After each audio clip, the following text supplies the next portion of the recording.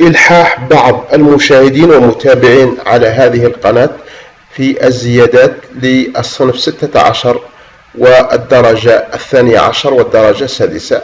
عندي بعض التعليقات يقول لك الدرجة 6 والدرجة 12. احنا نديرو 6 ولا 12، نبداو بال 12 مثلا ومن بعدها نبدلو مجرد حسابات يعطيها لنا لوجيسيال. احنا تحصلنا على راتب هذا الصنف اللي هو 16 في التعليم والدرجة 12. النقطة الاستدلالية في 2023 كيف كانت وكيف المتوقعة بداية من جانفي 2024 والأكيدة، لأن هذا راح صدر في الجريدة الرسمية اللي صدرت نهار 17 جانفي 2023 بأنه بداية من جانفي 2024 ستطبق زيادات أخرى بزيادة 75 نقطة استدلالية. ما نكثرش معكم أعزائي الكرام، ما نطولش معكم هذا الفيديو، نحاول نبدأ في صلب الموضوع. ما تنسوش الاشتراك في القناة والتفاعل مع الفيديو بالإعجاب، لا تنسوا الضغط على جرس التنبيهات حتى يصلكم كل ما هو جديد. احنا حابين نشوفوا ضرب معكم مكونات هذا الراتب بداية من جانفي 2024. الأجر القاعدي وش يولي نديروه باللون الابيض معليش، يولي 4,108,500. منين جات من النقطه الاستدلاليه 913 مضروبه في 45. منحه الخبره المهنيه قدها تولي 2,465,100 بعد ما كانت 2,262,600. كاينه زياده هنا وهنا، كاينه زياده ام لا؟ ما من الارقام هذه ما مش كيف معناها. نشوفوا الزياده هنا على يسار الشاشه، الزيادة في الأجر القاعدي 337,500، وهذا الزيادة في الأجر القاعدي لجميع الأصناف.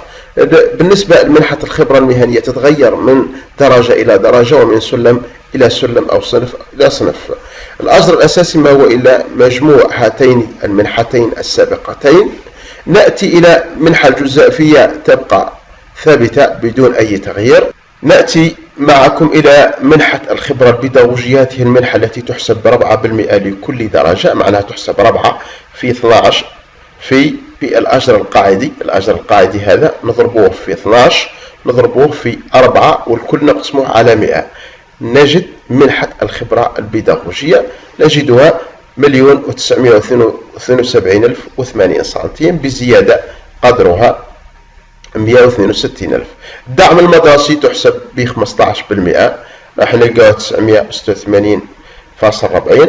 على بالك 15% منين؟ من الأجر الأساسي. الأجر الأساسي اللي هو قلنا مجموع منحة الخبرة المهنية والأجر القاعدي.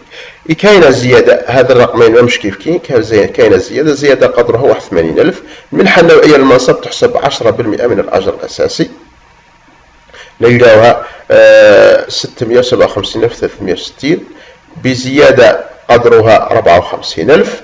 منحة التوثيق تبقى ثابتة بدون أي تغيير، ومنحة التأهيل اللي تحسب 45% هذه فيها أيضا زيادات.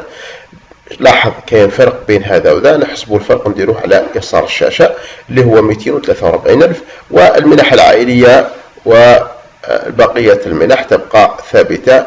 وفي الأسفل قاعدين نجد المجموع اللي راح خاضع للضمان الاجتماعي. إذا لاحظ معايا الدرجة 12 في السلم 16 راح يزيدوه 1,080,000 خام. هذا الخام لما نحو من الاقتطاعات نجده في حدود 874,008 سنتيم. عزيزي المشاهد، احنا درنا معكم هنايا الدرجة 12. لو نعود إلى الدرجة الثامنة مثلا، نديروا الدرجة الثامنة مع بعض ونشوفوا. أنا راني في الدرجة الثامنة، عندي زيادة تكون 738,000، في حدود 738,000. نديروا معكم الدرجة السادسة اللي قلنا لكم في بداية المقطع، نديروا معكم الدرجة السادسة. صاحب الدرجة السادسة عنده زيادة 669,700. هاني دايره هنايا باللون الأحمر، نبدلوها نديروها باللون الأزرق هكذا باه تبان. الزيادة هي في حدود 670,000. عزيزي المشاهد، هذا ما يمكن مشاركته معكم في هذا المقطع. لا تنسوا الاشتراك في القناة والتفاعل مع الفيديو بالإعجاب. لا تنسوا الضغط على جرس التنبيهات حتى يصلكم كل ما هو جديد وكل ما نقوم بنشره على هذه القناة.